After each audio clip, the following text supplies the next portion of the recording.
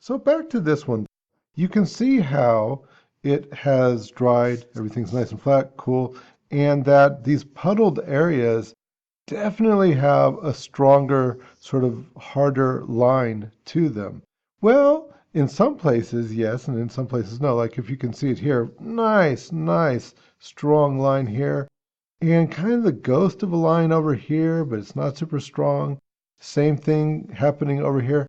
And it's not the kind of line that I would get if I just painted it, just painting, right? No, it's this crazy, wonderful effect of the edge of the water. Okay. Well, anyways, let's work into this a little bit more. So now I can do probably, if not all, at least most of the areas that I couldn't do before because they would have been touching and we can't have one area touching another.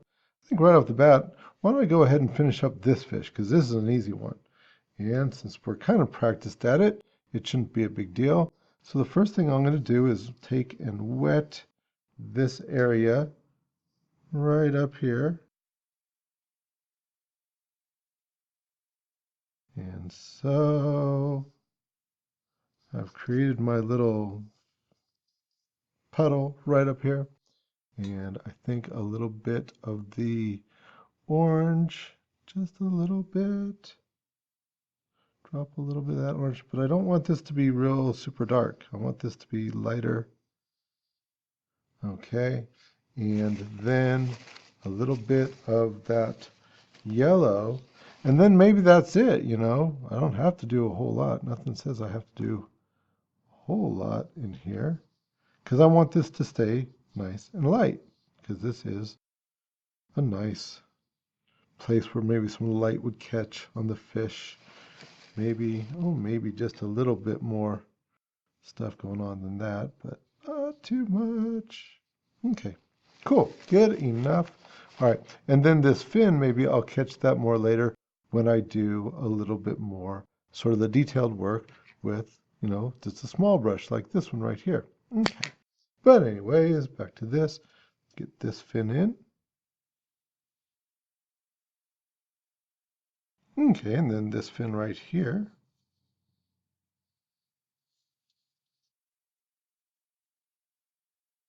Here, just to liven this up a little bit, maybe I'll even get a little bit of red. I've been going orange to yellow, but here, if I go with a little bit of red, that might be kind of cool too.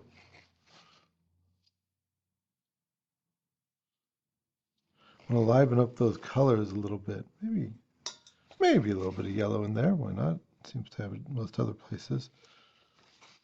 But that red will create just a little bit more contrast. And in the meantime, let it do its watercolory sort of thing. There we go. Let's get a little bit more of that red in there.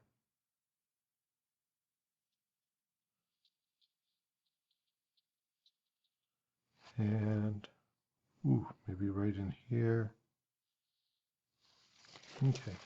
But as far as if I really want to make it a form, I can come back later with my brush and do that. And there's no law that says I couldn't re-wet an area as well, and work into that as well. Okay. And so now I would say, can we do it? This is a little bit wet up here, but I don't think this will hurt. I'm going to go ahead and I'm going to catch this fin right here. Now this is dry and I'm just adding paint to it. And let's just see. Because I know that if it goes in, it's going to go into this one, and I don't mind that too much. And then that's a little strong, so I'm going to take some of that color out by having a clean, dry brush. And it gave me just a nice sort of, giving almost like the same kind of effect where it's just darker around the edges, but doesn't have sort of an artificial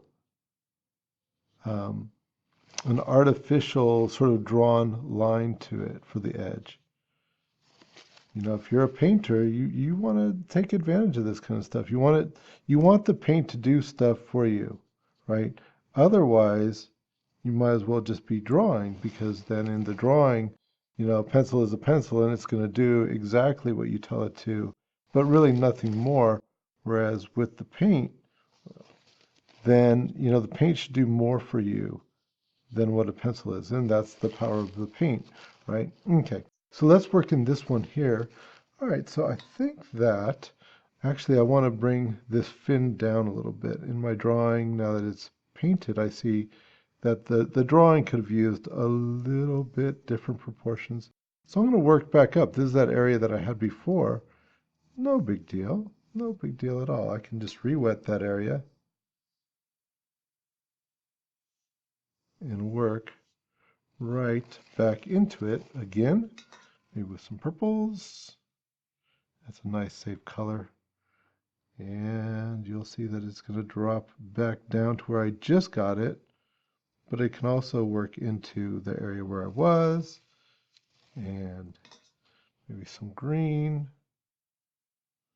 in here as well. And that's going to be cool. And it's going to create a nice ridge line right here. Okay, cool. So I'll get underneath this fin, and maybe I'll have to get the fin later, but that's okay. I've got my other thing I've got to work on. Okay. And so get this under here.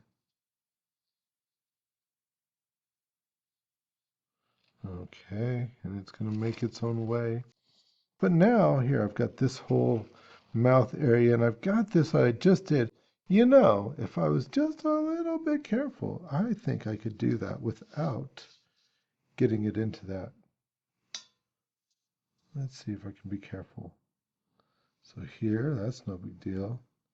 Here, I'm going to just not quite get to that area. Or maybe even if I did, it wouldn't be that big of a deal. Oop, you see, like I breached it right there, so you can see it's melding in. I'll try and keep that from going in too much. All right. Okay. So we have some places where it's breached, but actually, you know what? I think that's okay because I was kind of strategic as to where I did it, so it's going to be okay. And that purple is kind of strong, but that's okay. I'm kind of into that right here because I want it to work up as the form. Okay. And pull some of that as a reservoir. Come around here.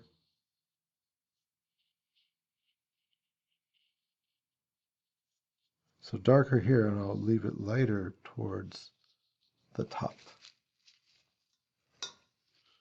And I think a little bit of blue into that would be kind of groovy, just to make that purple more interesting.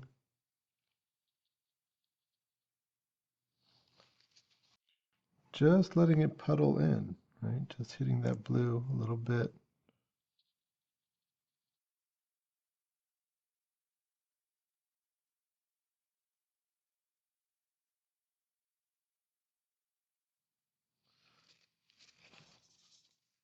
All right, and let's take some of this out because I didn't want this to get too dark up here.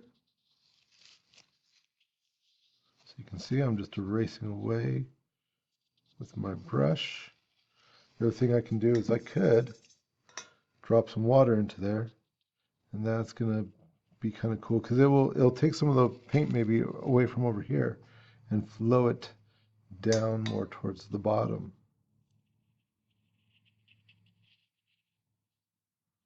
Okay, and the water will do more interesting things. You know, I keep saying this, but I want the watercolor to do its watercolory thing. Okay, let me see. I'm kind of impatient. I want to go ahead and get that fin in there. That shouldn't be a big deal. We could do that. With that, I think I'm going to go ahead and not do what I was about to do, which was just paint the damn thing purple, right? Now I'm going to come in, because this should be dry on the top, right? Or pretty, oh no, it wasn't. Oops, close to. That's okay. Try and leave a little bit of space so that doesn't happen too much, or even just take that out right there. And a little bit darker purple right here on the edge.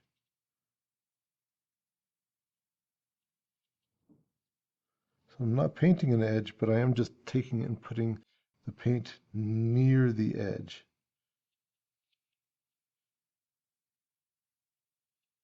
Because that's where I want a strong contrast to be.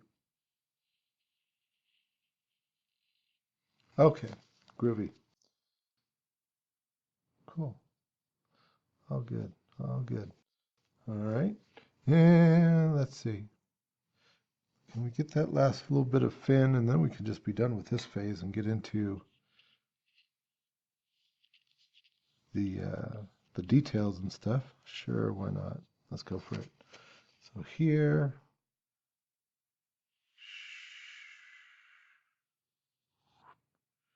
and I want some contrast. I want there's to be a light area between these two dark areas, for sure.